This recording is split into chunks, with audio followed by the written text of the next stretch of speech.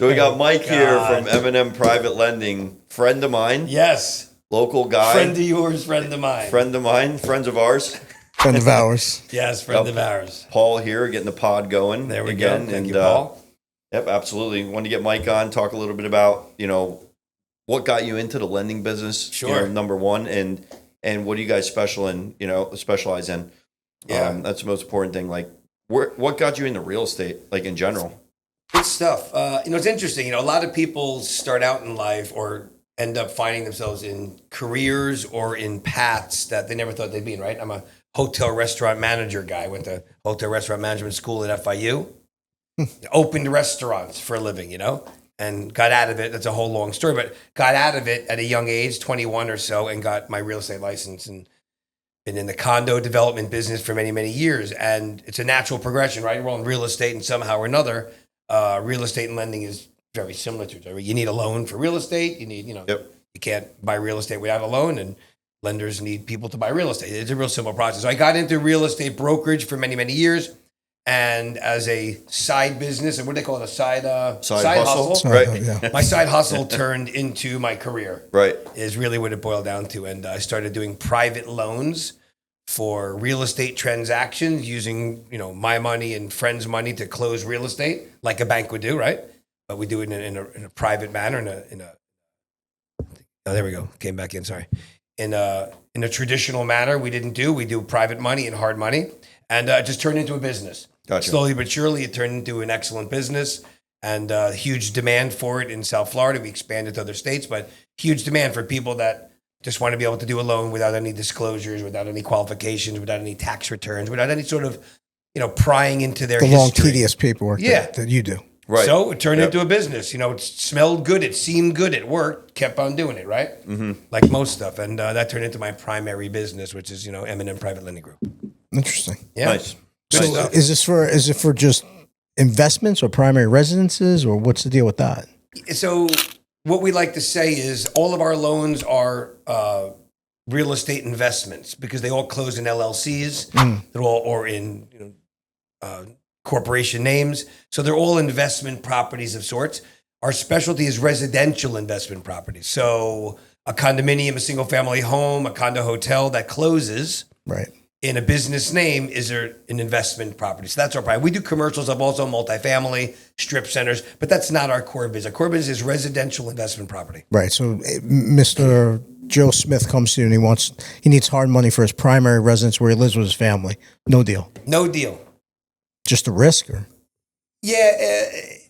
I would think that's safer, we would right? quadruple our business if we were able to do. But years ago, when the demise of the real estate market and the lending happened, Frank Dodd Act. The Dodd Act, right? Is that what it is? Frank Dodd Act. Yeah. Yeah. So I have my my mortgage broker's license, but I don't know any of the standard stuff because really high cost loans. You can't do high cost loans on primary residences. So if they hit a certain number. And, he had to go to foreclosure and it gets in front of a judge. The judge will say, this was a high cost loan. You shouldn't have lent on this property due to this act that was enacted at this time. Correct. And you violated lending laws for a primary residence, and it's a no-no. And who knows what the judge could do. AJ counsel over here. Correct. That is exactly it, though. That's why none of us want to deal with that. There's enough deal flow or transactions to do to not have to get into that piece of the business. Now, there are some exclusions, as we've always discussed. There's two ways you can do that. One of them is a bridge loan. Mm-hmm. So primary to primary. You own a primary home. You want to pull some cash out because you need to close on your new primary home. Right. So there's some rules to follow, 3, 4, 5 rules to follow that we do, A, B, C, D, and E. You follow it. So that's one of them. And the second, if you want to call it rule we could follow, is business purpose. You can own your primary, have no debt whatsoever on your primary, have your taxes paid on time, your insurance paid. You could pull dollars out of your house, and every dollar that you pull out needs to go into your business. Let's say you own Stan's Laundromat. Yep. And you want to buy the piece of property next to it to expand Dan's Laundromat, or Stan or Dan. I think it's Stan and Dan. You can do Stan and Dan's now, Laundromat. But Acme Laundry. Yeah, Acme Laundry 1 and 2. You want to open up Acme Laundry 2, you can pull money out to do that strictly business purpose from primary. But those two small variances are what you can do. Is primary residence. But most of the time it's just, investment property, buying a condo, buying a house, fix and flip, investing in stuff like that, and then putting tenants in place and letting the appreciation happen within the real estate. I got a question for both of you. What happens for the regular guy, right? Owns a primary, looking to buy a second home. Yeah. But he's just wants a second home. There's no business related. No problem. So Close he in an can do that? LLC. You want to close So an you LLC open up an anyway. LLC, right? You can Obviously. Airbnb. You don't want to get sued if guy slips in the kitchen, knocks his teeth out. You don't Right. want to get sued anyway. So it's important to put all your real estate in an LLC or a sub S corp, whatever you want to do with it, Yep. and do it that way. That could be his second home. He doesn't need to rent it out, but it's got to be a secondary property, not his primary. No homestead exemption, and he can do whatever he wants with it after that. Come in, stay in it every so often, but it's an investment property. Got it. So it's not like a functioning business. You could just buy a secondary home or third property or whatever in an LLC, and it's considered a business. You could lend on it. Yeah, it's considered an investment property, and yes. So I've used Mike on a bunch of deals in the past, and anytime that you need something or need to do a deal, he's immediately his service, whether it's him or his staff, will answer your phone call on time, get back to you right away. You run the numbers by the client. The client's good with it. We call back or email back, and you have a term sheet within the same day. Typically within an hour, you'll have the term sheet as long as it's during business hours. And then you get that term sheet to your client. Unless I'm on the water that day. I got to get it that evening or the next day. Someone else will usually get it to you. I'm just kidding. Joking. There's someone else always taking the call. When I'm on the water too, someone else has to take the call. You never know. So I always tell people, if I'm not sleeping or I'm out fishing, then I will take your call. That's correct. So what about in today's market? What's the current overview of the hard money space? So it's good. I mean, it's always pretty busy. No, we're very unique in what we do, right? We're hard money lenders. There's a few of them in South Florida everybody deals with, and every market has their few. But it's not like, a real estate agent. Everyone knows a real estate agent, right? Everyone knows a real estate agent. Their aunt's a real estate agent. 10 real estate agents. Everybody knows a real estate agent. And I say this respectfully. Everybody knows a mortgage broker or a loan originator. Right. But we do something very different. We're unique in what we do because we're private money with private investor funds that we put out into the marketplace. It's not easy to raise capital. We have to raise capital to put capital out. And our capital, sources are what we've built a relationship with all these years. So that we have that capital to be able to put out. But so we're niche-y. And I always, my statement is to any loan originator, I don't care who you are. Do you have a private money lender, hard money lender? Because we'll get into the terms of what this stuff means later on. But there's every loan originator, every real estate professional needs to have a hard money lender in their back pocket. You're always going to have a deal failing. You have more failed deals than you have successful deals, right? You deal with 5, 6, 7 different scenarios, and then you have a deal. In my particular case, I deal with all the things that are falling apart. That's why we have to move quickly and act quickly. But that's what a hard money lender really does. If a deal's falling apart, investment property, then we're there to kind of save the day, so to speak, because you don't want to, lose a deal. If a mortgage broker loan originator can do one deal every 3 or 4 months that they thought they would lose because they weren't able to put it together right at the end, and something happened and decided to buy a TV at Brandsmart the last day, and all of a sudden now their credit score changed and now their debt to equity ratio is different, right? So for investment property scenario, we come in and kind of save the day, and we're able to do that kind of stuff. So you always want to have a hard money lender in your back pocket. Yeah, and you also save the deal. Sorry to cut you off, but you save the deal. You save the client from losing their escrow deposit. You also get them into the property, and then they could always refinance out of the loan down the road. Correct. I always call these loans as short-term Band-Aid loans. They're not long-term loans. They're 6 months, Bridge, a year. Band-Aid loans, a million terms. Somebody's selling a business and needs money, for a year or a year and a half. Something's, it's just a Band-Aid, a bridge. And then they refinance out of it? Yeah, they'll do a non-QM loan later with Angelo. They'll do other different scenarios, but there just may be a glitch that needs solving. Right. And now you're going to lose the deal. deal. They may need a little bit more time to solve that. There's a lot of involvement in these transactions. All the way from the top, the most important person, the person buying the real estate, all the way down to the title clerk that has to gather paper. There's a lot of people involved. 13 involved in a transaction. There's a lot of people have, if you want to call it, time invested and fees that are not collected until the closing statement. Everybody works for free. And again, I always like to say, don't worry about us. The important one is the customer, right? And the borrower. But listen, the borrower, there's a real estate professional on both sides. There's a mortgage lender. There's a title clerk. There's appraisers. I mean, you said there's 13 people. Insurance company, title company, so attorney on everyone both sides. is now working like a dog together to help this customer. Yeah. And then unbeknownst to this customer at the last minute, they're screwed. Or for some nuance or some little protocol that wasn't followed, right? Traditionally not their fault or not to them. Underwriting guidelines. Underwriting guidelines, some weird thing. And now all of a sudden they're losing a deposit now. The biggest loss is their big deposit on a piece of real estate. So on a conventional deal, You can go all the way up till clear to close. The underwriter repulls credit. A Comcast collection hits that's not even theirs. Tanks the credit score. All of a sudden, they don't qualify for the loan. So now in that situation, can they run to hard money? As long as it's an investment property. As long as it's an investment property, or they're wanting to use it as their primary, and then we can do that loan. So there's some conversation that needs to take place. It's like, oh no, I'm moving into this thing tomorrow, my moving truck. Well, I can't help you then.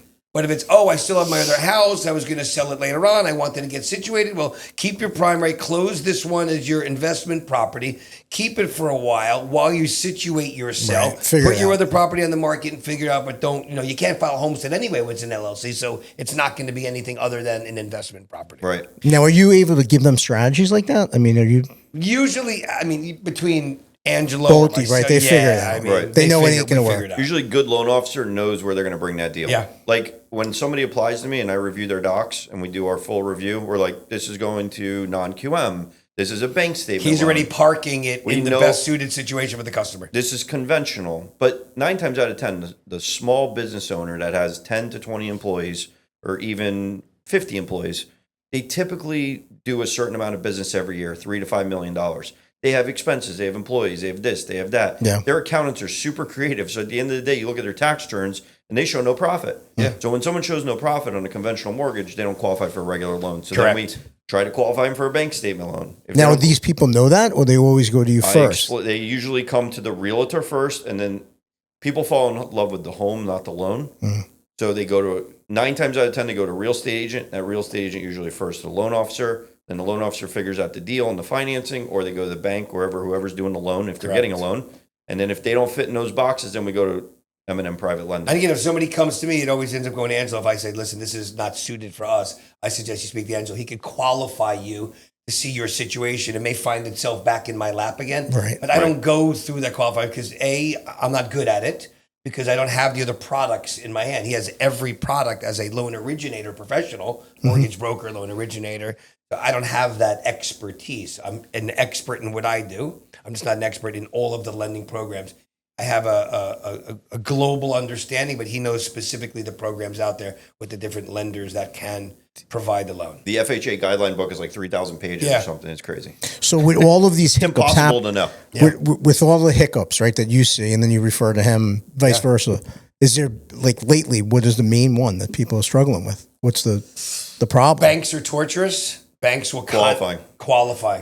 Very, very stern. I used to joke around and say, if you don't work for a big corporation or you don't work for, you work for yourself, it's very difficult because everybody writes them off. But if you don't have a job, let's say, quote unquote, a W-2 job where you could show every single month your whatever, your 10,000, your 12,000, your 6, whatever it is, every single gross income, everything, the same paycheck, auto deposit in your bank account. And then they look at your expenses. You have your same cable bill, your same car bills, your same college kids bills. That's what they want to see. Yeah. Consistency every single month. They don't want to see any hiccups along the way. And they want even credit score. Even though there's 32% taken on taxes. Yeah. But they go off your gross for That's qualifying. Ridiculous. Yeah. Because if they went off your net, even on a W-2 nobody will qualify. Yeah, can't buy a house. Right. It's insane. The guidelines are screwed. They're skewed. Correct. But now they're talking about bringing crypto into the mix. So that'll be interesting. Putting crypto in the mix as a down payment, as an asset or a down payment, or an asset or a down payment to use crypto for qualifying and things like that. So now the guidelines say you have to liquidate your crypto if you want to use that crypto to qualify. If you're using that money for down payment and closing costs, and put into your U.S. bank account. Yep. But then make sure you get to tax it. But when you take it out of your crypto, make sure you tax it. Right. And then you can put it in your bank account. Right. Exactly. Got to take the tax on the crypto. That's crazy. So are you doing anything with crypto? Myself personally, I like crypto. No, we don't do anything with lending in crypto because again, you have to convert it. Like everything has to be converted. Right. Because the reason why everybody converts is because it fluctuates so much. And that bothers everybody. There's a whole big story about people taking condominium sales and pre-construction sales will take crypto. You know what they're doing? It deposits $150,000. They take it, they convert it to US dollars, and then it gets converted at that moment into the US dollar value of the crypto. And that sits in escrow. They take no the cash. developer is going to take your crypto dollars. Let it sit in their bank account for 3 years, not knowing if it's going to go up or down. True. Let me give you my 3 Bitcoins for the down payment. It's now worth 92,000. Tomorrow it's worth 147,000. Then it's worth 9,000. And then my XRP went from $1.90 to $2.80. Correct. Yeah. What about now the rates now? Now I can buy 9 penthouses, but when I come to closing, I can buy a shoe. I mean, who knows? Listen, I think crypto's going to go out the roof on 2 or 3 of the coins, especially Bitcoin and whatever else. But who knows? Who really knows what's going to happen? So, you can't live and bank on the fact that it's going to be something in 5 years or 3 years. So for both of you, right? If rates go up, is it better for you? If rates go down, it's better for you? Rates going up is not good for anybody. Rates, if it could be because then it could affect the qualification, right? People are still going to buy homes whether rates go up, down, or sideways. But there's just less transactions that are going to happen. As interest rates get higher, right? Their qualification becomes more stringent. Oh, yeah, because their debt ratio. Right? They can afford less house, Right. They can afford less because if the payment was going to be $2,800 and the rate goes up, that was going to be $3,200. Yeah, true. You have to get lesser house. And if they're at a 45 DTI and it goes to 51 conventional, they don't qualify. Well, now you have a situation where prices through the roof and so are interest rates. So and insurance. Really and insurance. You have high prices on houses, high interest rates right now, and you also have high insurance and high taxes. There has to be, at some point, now that we're on the subject, there has to be some break point already in Florida because we keep increasing in values. It slows down the market. Our values are pretty stable. Tampa down a little bit, Jacksonville down 3, 4, 5%. Things are up and down, by the way. If you look at Florida in general, there are up and down areas. Sure. We get in our little bubbles of Dade, Broward, and Palm Beach County. Trump this up in Palm Beach County, and now the property values is more there. And the bottom line is there are some fluctuating parts of Florida. You go one by one and look at the statistics that are down, but they're down from 27% for the last 2 years in a row. So you can have some down stuff. But the interest rates are pretty up there. They're 6s now for a residential home mortgage? High 6s. High 6s. It's a lot. I was on the phone with the guy I used to work with in the mortgage broker business and the stock business back in the day. And the guy's been around forever. He's like, look at the 10-year. The 10-year's 4.55. The 10-year goes to 5.5. We're gonna have a banking crisis. And he's probably right because there's all kinds of circuit breakers start to hit, right? So we were at 5 on the 10-year in September of 2022, and interest rates. I was pricing loans at 8%, 8.25% on conventional loans, and it was painful. And then they came back down to the 6s, and now we're back to the 7s. You ever Google the interest rate per year for the last 30 years? The average? It's not high when you really look at it realistically. It's like 7.5 or something. Yeah. So it's not high. I remember my dad in his house. I remember 14%. Yeah, 14% in the 80s. In the 80s, 85. Yeah. So mention Carter, right? Mentioning the pockets in Florida of increased value and whatever, and you lend throughout the whole state? We lend throughout the entire state, yes. And, we lend up to 60% of the value, the appraisal, the purchase price of the property, the lower of the 2, lower of the 3. So it's always the lower of the ones. So that's what we kind of lend on. Perfect. What about any other states in Florida? Yeah, so we lend in Colorado. We lend in Massachusetts. We lend in Texas and in Georgia. Now, when I say the entire state, Florida, the entire state. The other ones, like in Colorado, we lend in ski towns and summer towns. We lend in Denver. We lend in Aspen and Vail and Breckenridge, the whole corridor. I think it's I-70 or I-40, the whole corridor. Copper Mountain, all those resort towns where people have Airbnb. Listen, if somebody can afford an Airbnb out there, they're going to afford to pay their mortgage. So, and these things rent like factories. I don't know one ski resort this year that wasn't occupied well, and season's still going on. So these things produce a lot of money, and they absorb these expenses easily. And again, there's guys that do bridge loans in between getting access to something and not, and then refinance in a year once they are situated. Mm-hmm. And that's pretty much the likes of what we do. Most of our loans are 24 and 36 months. Some do them 12. They're bridge loans, and we give 6-month or 12-month minimums thereafter, no penalty to pay off early, because you want people to be able to bridge their ways out and refinance out. But so they're bridge loans. So I think it's typical is 18 months where we recycle our funds. We manage $90 million. Wow. Which somebody would say good. I say I've been stuck at $90 million for years. Can't get out of it. They recycle faster than my deal flow. So it's either, raise more money and get more deal flow, or just stay steady at $90 million and live with that's where we are, right? The next pop, though, it'll probably pop. The next time we see a nice little big influx of buyers coming into the market. I think so. A little bit of a lower interest rate. People get more excited again. Things start to level out. Yeah, they said for every 1% of interest rate, I think 5 million buyers come into the market or something crazy, some crazy number like that. We've had a rough 4 years Florida's done well, but there's been a rough 4 years out there, publicly wise, people's businesses and challenges. 2021, since 2021. It's been tough. The whole COVID thing was tough on people. Of course, Florida benefited from it, but nobody benefited from COVID. But Florida real estate market benefited from COVID. Right. Yeah. Cut and dry. That's when the first 26% increase in value started happening. It happened. It's just the way it is. Everybody wanted to come here, For good or bad or indifferent, did anybody know? Probably not. Did the governor make the right call? Some people think so, some people didn't. Whatever it was, it worked with real estate business and us living here. It didn't work for people in Massachusetts, I'll tell you that. But isn't it weird, though, like how some businesses are still feeling that pinch really hard right now, and then other businesses are doing phenomenal? Well, because it rolled into inflation, and it rolled into now eggs being $8 a dozen. It all started rolling with the inflation thing. You thought we would get out of it and COVID's over, and it's all going to be exuberance again. Yeah. But we realized when COVID's over that we're all, not all, but a lot of people end up being in debt, right? And the country in debt. So all of a sudden things got more expensive. Even when things started to get back in order, your rent went up, right? Because the landlords needed to recoup. Your cost of goods sold had to go raise up to your cost, but everything went up in price. So you're struggling, you're getting punched in the side of the head. Then all of a sudden the punching stops and everything is more expensive. Right.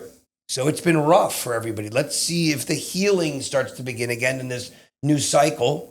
Not to get into any political talk, the new cycle starts to rebirth a great new country. Cost of living's up like 20% or something like that, just to live, between gas and groceries. And then you get a chicken flu, and all of a sudden a bird flu. There's no eggs in the store. I want to take a video the other day. There's like fucking 2 cartons on there. Unbelievable. It was crazy. Ridiculous. When I start eating healthy again, eating 5 eggs in the morning in New York strips. New York strips go to $20 a pound. Avocados are even up. Yeah, avocados. Coronas too. I heard this thing about. Did you see what about Palm Beach County? I'm going back to Cheetos. Right. So Palm Beach County, there's a residential neighborhood. I forgot which one. They're protesting to buy their own chickens. Okay. To grow the eggs to eat it. Yeah, you can grow them in Davie. Yeah, but they're looking to save money. I have friends that have chickens. That doesn't save anything. Yeah, they're actually you got to feed the chickens. You got to house the chickens. You got to watch for the coyotes coming in and clip them. On our next podcast, we should run a pro forma. I'm going to Google this. I'm going to run a whole pro forma buying chickens, producing the eggs, feeding them, cleaning up the just ask ChatGPT. Yeah, it can't be. It's chicken coop. It can't be cheaper than buying a dozen eggs. ChatGPT say, I want to own a chicken coop in my backyard. Right. What's a break-even analysis for a chicken coop? 5 domestic chickens. Actually how many eggs can I produce? It's a big thing right now. Yeah. They're fighting against it. One neighbor's saying you can't have chickens. No roosters. In Davie, you can't. I don't know if you have it in gated. You can't have it. Not in HOA. Yeah. No. Because you need a rooster, right? There's what's it called? There's ostriches down the street here. Yeah. I ride my bike. There's ostriches. Yeah. Donkeys, rams, whatever you want. Horses. This is horse country out here. Yeah, that's why Davie said you could actually go from park to park to park through Davie. Because the one law is you can go from park to park to park, and the communities have to allow passage through. With the horse. Like ranches, you got to be able to allow passage through with a horse. Yep. Which is pretty cool still. Yeah, it's neat. Yeah. It's neat. Davie's they killed all the orange trees, but they let the horses walk around. Right. It's nice. So back to the economy. If the Fed didn't do what they did during COVID and buy all those mortgage-backed securities and lower interest rates, the Fed fund rate to 0, we would have been in a shitstorm. You think so? It would have been a huge You don't think problem. it healed itself and people would have lost their houses and hired it? No, you think it just would have been a bloodshed. So when the government does something, they go from one extreme to the next. They lowered rates too low, made money too cheap, bought too much mortgage-backed securities for too long, didn't tighten fast enough, and then it was like, bam. They should have started raising rates like right when the economy started to rebound. They just waited, kept them low for too long. We just got whipsawed. Now we're dealing with that. Like nothing comes for free. So all that free money is gone, and now everybody's paying the price for all that money that they printed. But the last administration, it's a good way to send all the money overseas also. Oh, yeah. Get to that subject matter. Half went overseas anyway. So. Yeah, it's like, oh, here's another $800 million. Here's $1 billion. Like, where's this money coming from? Has anybody seen the list? Has anybody seen the list of the organizations that got funded? The wacky names of some of these organizations that got funded. It's the crazy, like the the hermaphrodites of Uganda fund for, right. for USAID. $28 million. And it's like, I'd like to, you know what, I'd like to go to the office, right, in Uganda, say, hi, my name is Michael. I understand you guys got $28 million last year. Billion. I want to meet the people. I'm all for helping people. I want to meet the people that got the hermaphrodite study work. Well, where are they? Where are these people? Right. Where are the subjects? Money? Where are the subjects? Right. Where's the CEO? Right. Is hello? And where's the CFO? Let's see the books. Open the books. Yeah. But there's hundreds of organizations that you can't even imagine that receive money that are like offshore corporations existing in Uruguay. Hey, did we get the wire? Yeah. No subject line. They just send out $12 million, right? Right. No big deal. Yeah. They did it in Canada, by the way. So the best one. It was in Canada. $160 million for electric cars. So they didn't say, hey, produce 100 electric cars and we'll send you 5 million. Send it and keep sending back and forth. What they said was, here's 160 million. We'll call you in 5 years. Right. Company's bankrupt. The money's gone. And it's gone. That's crazy. To Canada. It's called a drawdown. You wouldn't even give a guy $60,000 to fix his roof in his house in a drawdown loan. You got to go inspect the house and count the roof tiles before you give a drawdown. Right. And you just give it to Uganda. There may be mold on the back drywall. Oh, can't give your drawdown. I see an extra nail. How many nails did you use? But here's 160 million. No questions asked. 160 million. No questions asked. Yeah. Wire out. Right. What about for investors, opportunity to make money in the hard money space? I would say do the deal with the government. Set up a fake corporation, do some crazy woke thing, and you'll get 160 million. That's crazy. Not anymore. Don't invest in real estate. I think that shut down that department. Yes, I think Doge just shut it down. There's actually a Doge clock. I'll text it to you. You can see how much we've saved per taxpayer. Love it. I'll text it to you. Is it really? Yeah, it's a Doge clock. They should probably have it in the new Teslas, a little thing on the right corner. That's ridiculous. Oh, yeah, you could probably pull it up on the screen. Yeah. What was the question again? Opportunities. Like, where can they make the most money in the hard money space? Again, there's always homes going in duress, and there's always homes that are not in duress. There's always little pockets where people can buy, fix, and flip. Mm-hmm. You know, the condominium market, notoriously with time and patience, you buy a piece of real estate in a building that there's hundreds of condos in buildings, right? Besides the insurance problem that we're having in these older buildings. Condos are good too? Listen, I've been in the condo business forever. I've seen lulls in the condo business. I've seen these increases. We had 4 years, it went up 26%. Condos almost doubled in price right now. From during right before COVID till now, they've doubled in price. That's what, 4 years? So an example in Marina Palms, what was a 3-bedroom condo going for when you sold that building? A 400 to 500 a square foot. Now they're 900 a square foot all day long. More than double. Yeah. And the boat slips were how much? Yeah. So boats at 140 for a 40 foot slip. Now they're 275. Right. 300. Wow. Double. Yeah. More than a double. Correct. But again, there was times when after they closed, notorious in the condo business, when everybody from around the world buys condos and doesn't need them, right? Right. Then they all have to close. Then there's going to be the first round of people that get out and lose money. The second round of people that and there's the ones that hold on, rent it out, use it when they want, let time go. And then you go through the fluctuations. Then you get these rushes. If you look at Florida, so like I said, COVID, 24, 25, 26%, years in a row. So there's a big demand at that time. So patience, I think, a lot of times in real estate works. Patience, right? It's a long-term play, real estate. It's a long-term play. I always tell people, unless you're fixing, flipping, and you're getting. Is that a play right now, though, with the cost of if you get a deal, supplies? If you buy something $150,000 under market value and you build your cost into it and you can make money, and you know how to do some of the work yourself, or you're a GC yourself. It's not me hiring a GC that's bleeding me buying product. Yeah. But if I'm a GC, a lot of the guys that are doing fix and flip now are talented craftsmen themselves. Yep. They know how to do it. They participate in They got their own crew. Their own crew. They're hardworking guys, doing their job. Yeah. They're blue-collar dudes doing it, not white-collar guys out there hiring all these people running around. Yeah. Yeah, true. Those are the guys that figure out that little niche extra. You know how much money they save? Yeah. They'll group 4 or 5 of their guys they work with, and they'll buy a property. That was my dad at the restaurant. Oh, the refrigeration's done. I'm going to Granger to buy a compressor. I'm going to swap it out. There you go. That's a prime example. So the boat day. We just talked about I have a boat, and I just sent in for repairs. The bill is outrageous. We're just talking to Angelo. He knows how to do certain things. You actually be crafty. You grew up being able to fix things. I didn't. That's not, my dad didn't fix things. I didn't fix things. My grandpa didn't fix things. We're just from the non-fixers. Right. We're from the payers. It's true. The non-fixers. I didn't have a choice. I didn't have a choice. Hold that flashlight. Yeah, his dad, give me that screwdriver. His dad will fix everything. What's it called? A vending machine. My dad should have been a dentist. Though, I couldn't even open a vending machine. Right. I couldn't open a vending machine if you asked me. Those locks are tricky. I can't open my flashlight. They're all like that, though. His whole family's like that. Yeah. Every one of them. They're all the same. But that's just, I know people like that. They can fix You see this things. wall, how perfect it is? Yeah. Forget it. My dad helped me put it up. Couldn't even figure it out. Right.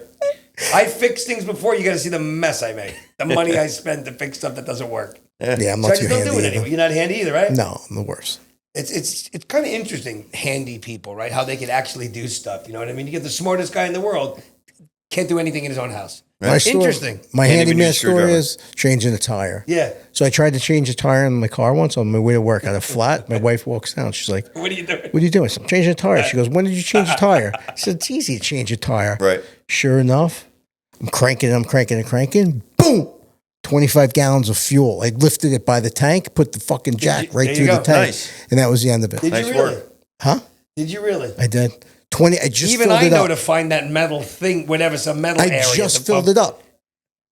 Crazy. Put it under that, jacked it up. Hey, you didn't know. You thought it was a frame. It was a gas tank. But you could fix things. You could actually fix stuff. Yeah, and she I fixed some actually shit. I fixed some stuff in my time. But the funny thing is, she's like, "You should call somebody." I'm like, "No, come on." Right. Get away from me. I could change a tire. I had a flat in the car. I go to my dad's house, back it in the driveway, put the e-brake on, get the NASCAR jack it up. Dad, where's the cordless impact? Take the tire off, plug the tire. You can't plug a run flat. I'm like, fuck yeah, you can. Plug the run flat. By the way. Yep. That's another scam. Yeah, I don't know. Why wouldn't you be able? It's the same shit. No, because people are like, you can't plug a run flat. I'm like, yeah, you can. And sure enough, when someone said that, I had a flat the next day. Plugged it, put air in it. It's been holding there ever since. I did. I plugged it. But it was flat the next day? No, it's fine. Oh, that's what I'm saying. That's the run fat scam. We should next podcast we talk about all the different things how we get ripped off. That's a scam, the mattress rip off scam too, right? Oh yeah, I grew up at one mattress my whole entire life. Now all of a sudden I got to get a mattress every 6 years. Yeah, what is that? And a mattress is $4,000. I had a mattress my whole life. It was probably, I don't know, a couple $100. Vacuum cleaners. I grew up with the same vacuum cleaner my whole life. A Hoover vacuum cleaner, right? Worked forever. I've had an Oric for 20 years since I've been here. You just bring it for service. My wife buys a new vacuum cleaner every 6 months. The run flat sort of. You have to be. Yeah, I plugged one too. It was no problem. I mean, I didn't. The guy did. I guess you can't patch them from the inside, but you can use those old school plugs. Like you take the screw out, you ring the hole, and plug it. You take the thing, you spray it on. I've actually fixed the plug before with that thing with the the valve kit. They work. I bought a kit. Yeah, the kits are great. Kit. Yeah, plug kit. Plug kits are great. Gotta jam it in there. I'm like, Dad, you got a plug kit? He's like, yeah, I got the plugs. Yeah, I tried to plug one plugs too. Yeah, right? Anytime you need a tool, call me. Remember, you're putting up hurricane shutters at the gym. So that's my problem. I have to go when I want to fix something. I don't have the supplies. Right. Now I got to go. Like if I paint something, I don't have paint supplies. I got to invest in all the supplies for one time, and then they rot because I don't wash them right, and I buy the cheap Home Depot garbage. So I just invest in all this garbage. Right. I can never use again. I don't buy tools anymore. I can wash and put away. I don't buy tools anymore. I go to my dad's house. Yeah. Tools. You know how many sets of tools I've rotted away in my boat, rotted away in my car? Oh, the boats are the worst. In my garage. They just rust away and they rot. Yeah. So then I got to go buy tools again. Yeah. Where's the toolkit? Right. Where's the tools? Yeah. Where do you see the future of this business? Hard money. Going to continue. There's always a need and an act. It's like there's just always a need. There's always going to be somebody buying and selling real estate. Always. There's always going to have a problem with real estate. It's a great flawed business. There's always problems. Mortgage business, there's always problems. You insert yourself into people's problems and you're a solution. What about other than real estate? Anything? Yeah. So we lend on boats also. We lend on yachts. Mm-hmm. So we lend on power boats, center consoles, and yachts also. That we lend on. Higher interest rate, higher returns, higher risk. Right. But if you're crafty and know what you're doing and have the right people around you, when something goes wrong, it works. What about somebody like a primary residence? You're not going to lend on somebody's recreational primary boat, or does it have to be a business boat? Nope, doesn't matter. There's no laws in real estate, no Fannie Mae laws, right. No Dodd-Frank Act. Lending against boats. On boats. Got it. Close in your name, close in LLC, do whatever you want to do. The one thing is we require that they're Coast Guard registered, so you have to be a U.S. citizen, or there's a way around that, but somebody has to be a U.S. citizen. Yeah, maritime law is completely different. To be the Coast Guard rep. You want to have a Coast Guard rep. Somebody steals a boat and goes to Puerto Rico, although it's offshore, it's still considered U.S., whatever it is. Take it to Cuba, somewhere else. You can go get your boat in other jurisdictions. Coast Guard runs the world. Wow. You can go anywhere you want. You can confiscate a boat in Bermuda, in BVI, anywhere, if you have it Coast Guard registered. That's like U.S. Territory stuff. You just don't keep someone's U.S. thing in your country. They want it back. Yeah, we're getting it back, and you hire the right people, and they get it back, and they have, if you need to, you have, it's got to be documented. What about cars? No, we don't do cars. We contemplate doing luxury cars, but cars, something interesting, which I think where, not Bitcoin, but what's it called? What's this thing that it sits on again? I lost my mind for a moment there. The what? The residual? No. So right now, I'll give you the reason. You can't lend on cars because there's always going to be a title problem. When it goes from you to me, there's looseness in title. In real estate, there's always clean title. Right. When you close, clean title. Nothing is going to happen. Your money's always safe in escrow. Cars, that title, there's when it transfers to me and you, there's a time void. So the most corrupt industry in the world is titles on cars, right? They can steal a car in Miami, go title it. Revin it, whatever, do all that. States don't talk to each other. There's no title insurance on your car. Nobody's going to insure it because there's this middleman. So if you're a dealer and you buy a car, let's say from Volvo and Rick Hayes Volvo, 3 of their Volvos to sell on your used car lot, you're not going to register that title. You're going to hold the title yourself that you paid for. True. And then register it. You're not going to register, pay taxes on it again in your name, Joe's car dealership, and then sell it and transfer it again. But can't that be the same with a vessel or no? It's just harder? Or? Vessels are easier to do it with because it's Coast Guard registered and you don't take title till it's registered with the Coast Guard.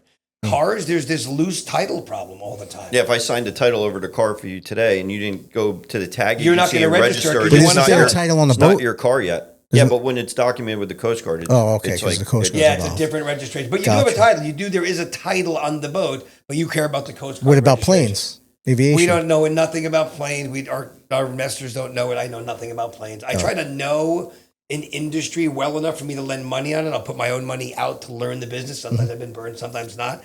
And then I'll bring it to an investment group once I feel like I'm skilled enough, have enough knowledge to not be burned. Right.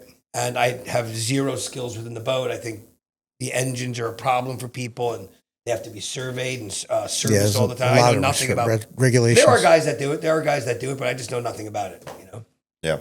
Plane flies over somewhere, who knows where it goes after that. But right, exactly. Fly to another country. Too risky for me to get involved in that. But yachts and real estate, I stay focused in. There's a lot of opportunity in lending alternative finance. But again, the higher the return, the riskier it is, right? Mm-hmm. But so we don't do pretty much stuff like that. That's higher risk like that. Gotcha. So risks associated with hard money.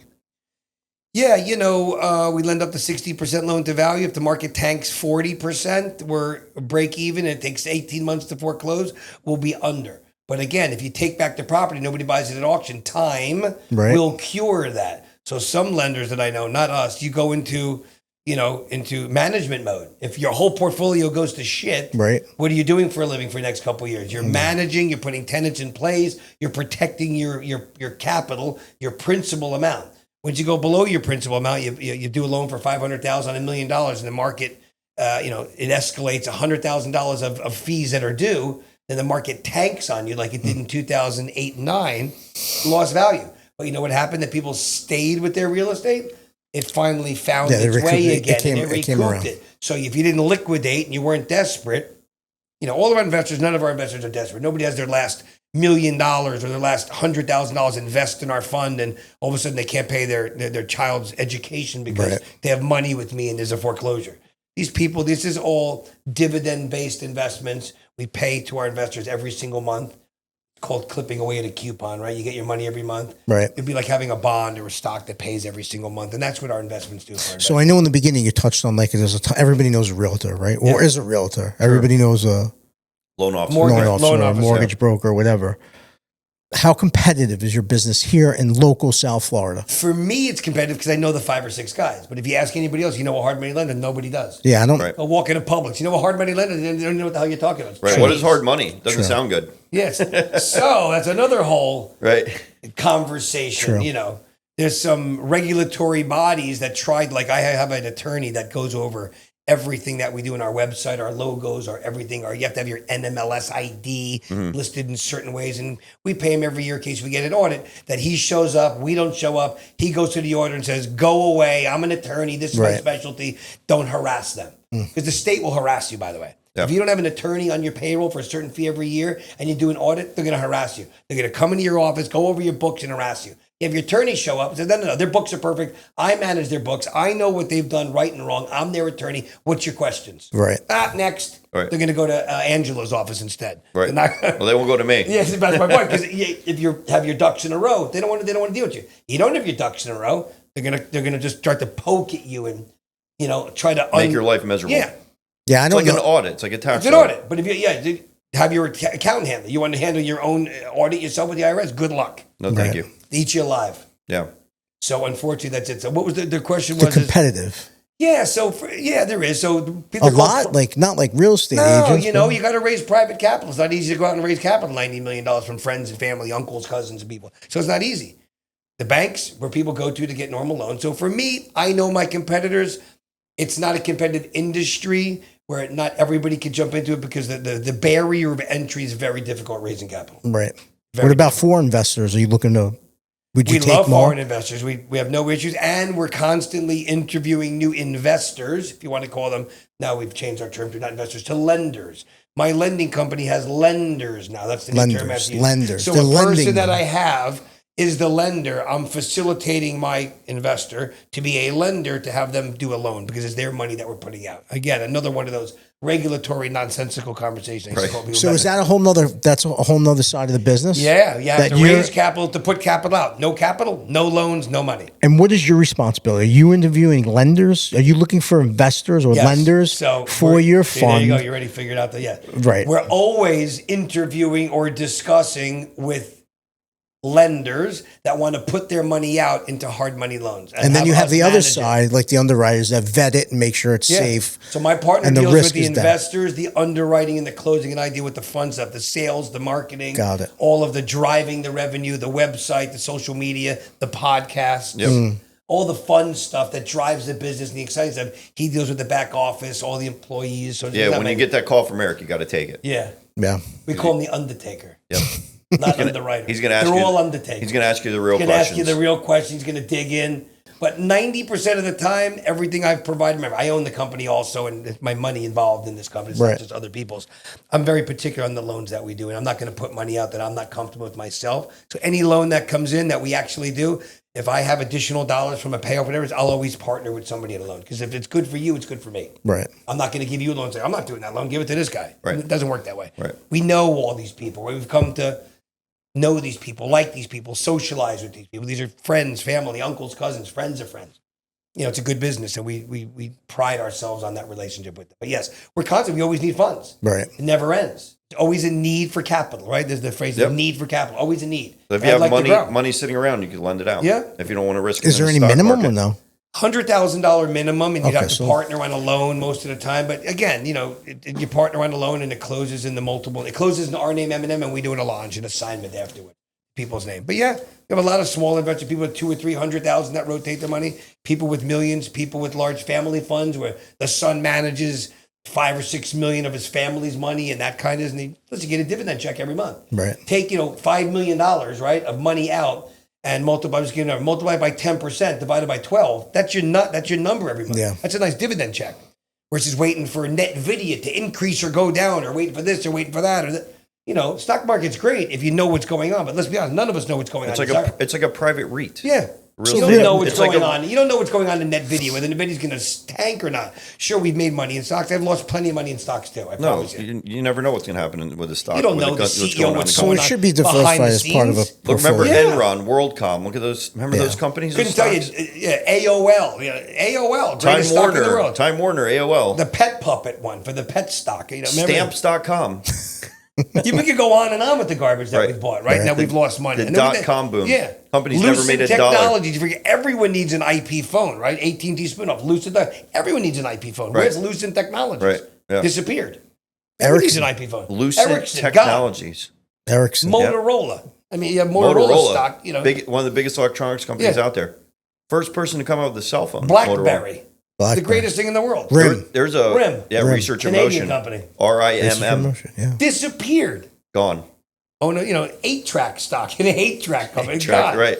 You don't know. Blockbuster Video. They took over the video world, disappeared off the face of the earth. Gone. Netflix. If you would have bought Netflix when Netflix opened, forget it. If a guy has 500 liquid, he doesn't know where to put it, call you. Yeah, yes, I would say yes. I would have the comfort level of knowing the business, education. I tell people to talk to our attorney that does all the closings. He'll give you a sample loan package. Talk to your counsel. Talk to 1,000 people before you put money out. But the answer is yes. I have my personal net worth. I have a large majority in loans because I like the dividend check every month. Right. The downside, I'll give it the downside.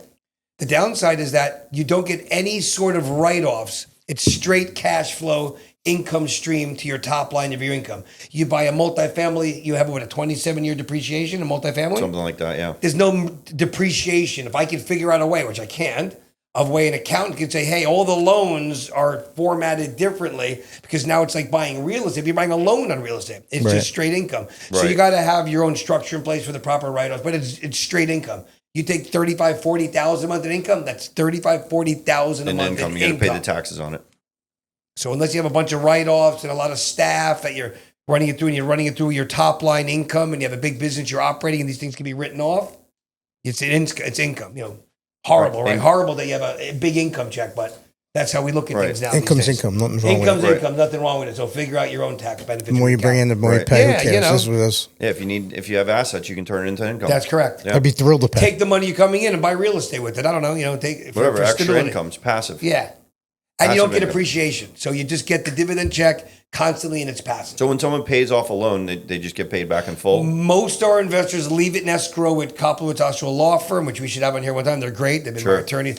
They leave it in escrow because they don't want to take the income back in and then put the income back. So they just leave it in escrow and put it out in the next loan. Gotcha. And the escrow agency, Dan Wertenberg, he tracks, people leaving money. There's always 10 or 12 people that have a payoff. Right. Like I just got 2 payoffs today. One was a boat and one's another piece of real estate. So now I have the $250,000 to put back out again. Free up capital. Yeah, free up capital. So now it's put it back in. We make points in origination, so it's sometimes good, but I like to keep it. I rather clip away the dividend check every single month than constantly putting my own money out. So as an investor looking to park money somewhere, is it like a competitive space where they're going to interview a gazillion guys like yourself? Like anything, right? So you don't know that you buy a red Camaro and you look around the street, everyone's got a red Camaro now. Right. Isn't it interesting? So, so we'll get investors, we'll educate them on the business, so we'll get them loans. Now, what do they do now? Now they're fishing around for higher returns, the pigs. So that's what people do, unfortunately. Now shopping. They learn the business. So now they're shopping me out there with other guys. So now they'll try to make. What does this guy give you a return? What does this guy give you on a return? Oh, he give me a quarter more. But it goes from nobody knowing who a hard money lender is to the guy looking to put the money in. Now all of a sudden, he's an expert in hard money. So let me see the appraisal on that property in Charlotte. Right. So in your business, yes, there's really 2 parts of it. Sure. One, the investor. So you gotta, you work with them. Correct. The investor lender that provides the dollars. That's right. That we put out. So you want to interview them. You want to service them. You want to do the right thing with them. Correct. And then the end user. Correct. That is the guy looking for an investment property. Correct. Hard money lending. That's correct. So those are the 2 sides. So in both of those aspects, break it down. Sure. What makes you different than any other guy out there? So again, competitors, as like we just discussed earlier about competitors, we don't have a lot of competitors compared to like a realtor, which sets you apart from every 9,000 other realtors out there. Right. So, but I do know my competitors. What sets us apart is number one is that for our investors, our lenders that we bring to the table and put their funds out. I mean, these are friends and family. These are people we know forever. And we give them a very large split, so to speak. We call it a scrape. Our service fee is lower than most, right? And it's based on how much money you put out with us is kind of varies, but it's between 1.5 and 2%. On yachts, we take a 3% scrape because we lend at 17%. So they get a big return, 13 to 14% they get, than if we lend at 16 or 17%. So we take a bigger scrape because it's a lot harder business to manage, but that's a big return for an investor to clip away at a 13% return a year on their money, right? You put out $2 million at 13%, a big number, right? Divide that by 12, right? Interest only, it's a big number every single month. So for that, so we're really our relationship with these people. We don't get internet leads of just investors that want to put money out, right, and they got to call a hotline and talk to this one and that one. You're talking to me or Eric or my partner who handles the investment money. Very important. Or Ori now, our gentleman that came on board around 2 years ago with us. The other side of the business is servicing the marketplace for the deal flow. And to me, my client is AJ. My client is the mortgage broker, the loan originator, the loan officer that brings me the deals. The consumer, yes, but 90% of all my deals come from mortgage brokers, loan originators. Referrals. Right. That's how they come to me. I get some internet leads and deal with the consumer, the borrower themselves directly, but that's not the core of my business. Right. Since part of that is we deliver what we say we're going to deliver. We never retrade at the closing table, ever. The only time we retrade is if we find something criminal that we was unaware of, or money laundering or fraud, or we've actually found fraud before where the borrower wasn't the borrower. Right. It was a guy that pretended like to be a borrower, actually got access to the property, access to the condo, built a relationship with the front desk clerk, got keys to the thing, duplicated a driver's license and a passport of a guy from Uruguay that never even knew this was happening. Wow. And we caught that. Interesting. So it's very tricky. You want to see people, you want to meet people. Yes. Very hard. There's a whole industry, corruption, theft, but that's a whole other conversation. But in this particular case, we really never retrade. We say we're going to do something, we do it. We deliver, we close on time, and we deliver the funds on time. Right. We're never searching for money and lying, cheating, and stealing to get to that closing line. And somebody like Angelo that brings us a transaction, he knows that. Right. And he knows he's not worried that all of a sudden it's not going to close, so your fingers are crossed. So when somebody says, I haven't done a deal with you before, I say, listen, do one deal with us, and you'll see. Mortgage brokers, loan originators that shop around for a private money loan always find themselves in a deal because they're really shopping rate and they're not shopping the relationship. And that's so important in anything. Yeah. I'd rather pay a little bit more or do something different than just to get the rate. It's I always say it's always about the relationship, not about the transaction. Yeah. We're going to do so many transactions in our lifetime. Correct. If someone's going to shop you for 1/8 of a point, hey, listen, God bless. Go find.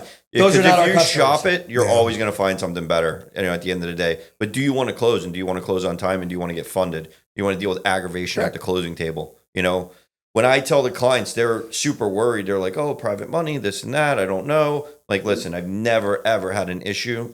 We close, and what they say, they do, they deliver. And you get your keys at the end of the day, and you move on with your life. When the term sheet is signed, we get an application. By the way, the application is just for purpose of having the information. Remember, it's a no-doc loan. Right. Application, term sheet, driver's license. We do a background check. We look at the background. If there's any criminal activity, money laundering, fraud, Interpol, we're not going to do the loan. So you're done. You're out of the deal. Right. So nothing's going to come up. But a credit thing or a divorce or a DUI or marijuana or whatever, something... Minor. Minor. We have that conversation and it's over with it. We're not going to say, oh, by the way, we found marijuana on your report. We're going to charge you 3 points more. Oh, you're not going to close. Well, you're screwed. Your deposit. I've heard horror stories about hard money, private money lenders. Right before closing, they jack the client up and they don't have a choice. Now your deposit's sitting there at risk. It's never happened to me, but I've heard horror stories about that happening. I know he wouldn't be sitting here if it happened to you. I know that. Naturally. Yeah. So, but technically in that situation, really it's not regulated, is it? Can they do that? No, it's not regulated. It's not like a GFE where they have to be to the penny? No. So here's what happens. Exactly what happens. So it's not regulated and it's wrong to do it. So now let's say it happens, right? Well, sorry, then we're not going to close. Now you have $100,000 at risk. Oh my God! What are you going to do? Now you got to sue the lender. Now you got to go spend all this money. Now you got to sue this one who kept your deposit. You're in a tizzy. Ugh. Your whole life gets turned upside down. That's terrible. So what people do is they close and then they deal with it. But that's not the reputation we want to have, and we never do that. So there are people that do that. They do it all the time. Here's another one that think that loan docs. Our loan docs are so clear. We use the same loan docs. People don't read through 37 pages of loan docs. There's stuff that lenders put in there that was undisclosed. They didn't say. It's just unfortunate. Every business has its under earth. Yeah. It's like I got a commercial lease before, and she sent it to me 2 days before Christmas. Make sure you log in and e-sign that lease. I said, hold on a second. It's like 60 pages. Yes. And you can't even read the print. You have to blow it up. I said, my attorney's going to review the entire package. Do you have an attorney? Absolutely. Yeah. I don't understand this lease. It's insane. It'll take me whole Christmas break to read this lease. And there's so much stuff buried in there. You have no idea. My son's residential lease in California for his apartment. By the way, they made me prove that I had a year's worth of reserves of his rent. Wow. Okay, whatever, fine. We'll figure that out. Show my brokerage account. I don't keep, this kind of money just laying around for no reason. But whatever it was that. I think it was like 2 years. It was an insane amount of money.